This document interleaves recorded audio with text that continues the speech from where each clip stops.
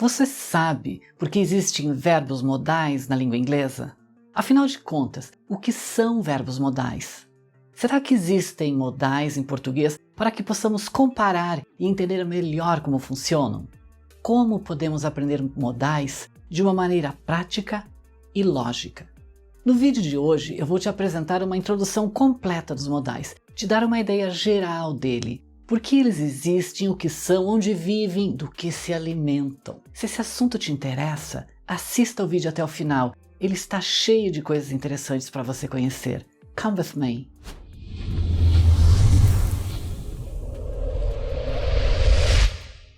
Hello English folks, are you alright? Hoje eu vou te apresentar uma ideia geral dos verbos modais, uma introdução completa para te preparar para os próximos vídeos em que eu falarei sobre cada um deles. Então já sabe, né?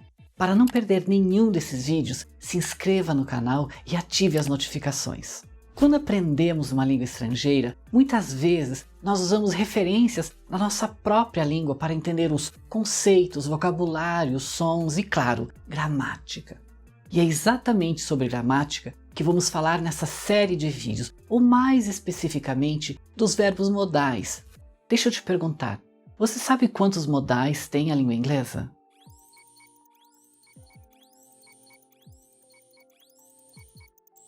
Se você respondeu 9, acertou!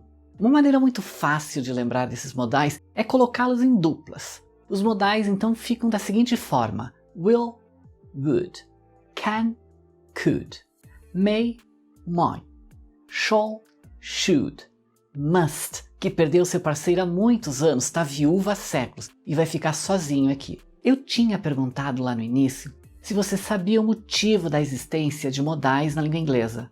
Você já pensou sobre isso? Vou te contar um pouco da história deles para tentar contemporizar e fazer com que você fique um pouco mais familiarizado com eles. Isso facilita a compreensão. O inglês pertence ao ramo germânico das línguas. Isso quer dizer que quem fala alemão, sueco, norueguês, holandês, enfim, as línguas do tronco alemão da Europa, todos esses povos usam os verbos modais. Os modais vieram junto com os vikings para as Ilhas Britânicas. Aí a gente tem um vídeo bem legal sobre isso, cheio de referências falando da origem do inglês. Eu vou deixar aqui no card para você assistir depois e ter uma ideia mais completa sobre o assunto. Desde os vikings, os modais têm se modificado através dos séculos. Eles fazem parte do início do que hoje se tornou a língua inglesa. O que é um verbo modal? Verbos modais são estruturas que dão apoio ao sistema verbal da língua inglesa. Ela usa esses verbos para completar sentidos que a carga dos verbos regulares não tem. É como se o verbo do inglês fosse fraquinho em alguns aspectos e precisasse de ajuda para completar seu significado. Então, não tem como falar inglês sem usar os modais. Isso me lembra uma aluna que me disse uma vez que verbo de gente rica é outra coisa, tem até ajudante. E eles são chamados de modais porque dão uma modalidade para o uso, uma funcionalidade, um fim específico. Isso quer dizer que o modal é usado precisamente para adicionar um sentido a algo que falamos. Qual a diferença de um verbo modal e um verbo auxiliar? A primeira coisa que você precisa saber aqui é que os verbos modais são verbos auxiliares também. Eles são classificados numa outra categoria por um motivo bem claro. Modais afetam o significado do verbo que eles acompanham. Os verbos auxiliares apenas auxiliam, ajudam o verbo principal sem interferir no seu significado. Mas isso é assunto para um outro vídeo. Quando você fala I can speak English, o verbo modal can afeta o verbo principal speak. Speak quer dizer falar, mas na frase can speak vai significar ter a habilidade de falar. Dessa forma, I can speak English soa para um nativo algo assim como eu tenho a habilidade de falar inglês. Em português, por exemplo, nós diríamos eu sei falar inglês. Dito isso, você pode perguntar, mas... Professora Jamile, então o verbo saber em português é um verbo modal também? Não, em português não existem verbos modais.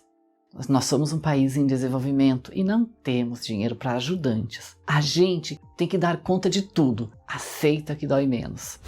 Por que não temos modais em português? porque a estrutura dos verbos na língua portuguesa consegue dar os significados que queremos. Nós temos verbos fortes, digamos assim. Você tem que se dar conta também que o português conjuga verbos. A língua inglesa usa um sistema de infinitivos para conversar. Isso acaba limitando o poder do verbo. Quando eu falo em português, por exemplo, fui ao mercado, o verbo fui tem dentro dele o significado do sujeito eu e do tempo verbal no passado. Não precisamos acrescentar o sujeito porque ele faz parte da conjugação verbal. Agora, a mesma frase em inglês não pode ser dita da seguinte forma: went to the supermarket. O jeito certo de falar é I went to the supermarket. Ou então you went, they went. Tem que ter sujeito. O verbo em inglês não conjuga. O went serve para todos os 7 sujeitos. Ou seja, se você não colocar sujeito, pode ser para qualquer um ou todo mundo, e daí vai dar aglomeração e não pode, principalmente com a pandemia. Como funciona um verbo modal? Os 9 verbos modais que eu mencionei antes têm 5 características que são comuns a todos eles. Número 1. Verbos modais são auxiliares na sua essência. Isso quer dizer que eles auxiliam, eles ajudam um verbo principal. Não importa se eles estiverem afirmando algo. Por exemplo, quando eu digo I can sing, que quer dizer eu sei cantar, o can aqui é um auxiliar e o sing é um verbo principal. Número 2. Eles são funcionais, ou seja, cada modal desempenha um papel específico de carregamento de significados no verbo principal. Pode ser de habilidade, de permissão, enfim. Ele vai estar ali para fazer algo. Ele é necessário. Quando você diz you should come with me, você deveria me acompanhar, eu estou usando a modalidade de conselho. Tipo, eu acho que você deveria vir comigo, em português. E se for a esposa falando isso, é melhor vir junto. Né, Mateus? Número 3. Eles não se alteram jamais. Não importa a posição, o sujeito, o tempo verbal, se for negativo, positivo ou na terceira pessoa, o verbo modal é imutável, igual ao amor de mãe. Olha o exemplo do modal will na frase eu sobreviverei. No positivo, I'll survive. No negativo, I won't survive. E na pergunta, will I survive? Mas professora Jamile, ele mudou 2 vezes, na positiva e na negativa. Não, caro gafanhoto. Ele está contraído, porque usamos a contração quando falamos a língua. Do contrário, falaríamos I will survive ou I will not survive. Soa estranho na fala natural. Número 4. O verbo modal vai sempre acompanhar o verbo principal. Você sabe que não existe auxiliar sem patrão. Da mesma forma, o verbo modal está sempre auxiliando o verbo principal, o patrão ou a patroa, né? Bem melhor. Número 5. O modal sempre acompanha um verbo principal no infinitivo. Isso quer dizer que quando você usa um modal, o verbo que ele está modulando fica na forma básica, ou seja, sem o to. Por exemplo, I must go, preciso ir, fica assim mesmo e você jamais falará I must to go. A tia revira os olhinhos se ouvir um to entre o modal e o verbo principal. Como eu posso entender verbos modais se eles não existem em português? Vou começar a te explicar isso da seguinte forma, acompanhe o meu raciocínio. As línguas em geral têm 3 tipos de modos. Pode parecer engraçado falar assim, mas se você se lembrar do tempo da escola, vai saber que a professora de português falava em modos. Os 3 modos são o indicativo, o subjuntivo e o imperativo. O indicativo é um modo declarativo, ou seja, o modo como usamos para falar do mundo real, das coisas que vemos, que tocamos, que fazemos. Tipo, eu estudo inglês com a professora Jamile. Isso é indicativo. Já o modo subjuntivo é para falar do mundo que não temos como tocar. Usamos esse modo para falar de desejos, hipóteses, dúvidas, esperanças, enfim, daquilo que não está no mundo real, está na nossa cabeça, tipo, como eu gostaria de estudar com a professora Jamile. O imperativo é usado para darmos comandos, ordens, tipo, estude com a professora Jamile. Os verbos modais existem no inglês para suprir a necessidade dessa segunda categoria, o subjuntivo. eles são quase sempre usados para isso, quando queremos falar de desejos, de dúvidas, de coisas que não estão no mundo real, estão na nossa cabeça. E como eu disse, o sistema verbal do português dá conta dessas estruturas, o inglês não consegue. Por que é tão desafiador entender verbos modais?